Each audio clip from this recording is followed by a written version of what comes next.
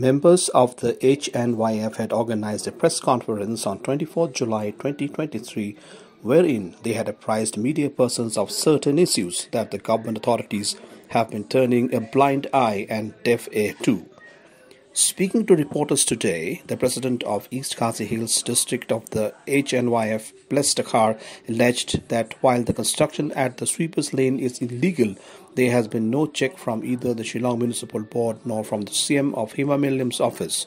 This has irked the members of the Hnyf who have been trying to oppose the same but have been turned a deaf ear by the authorities concerned.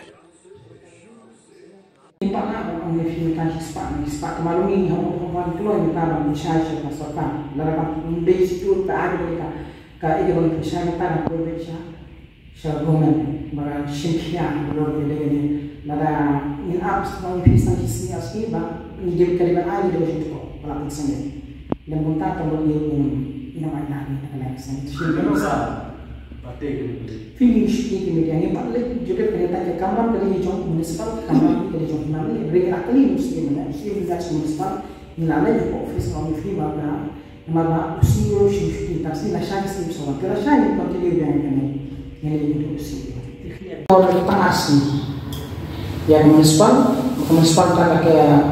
niat semudah, bu aksi bagi dewan pensyari lara kila misalnya kita kamu kiri mana fasilitas ini bang misalnya kita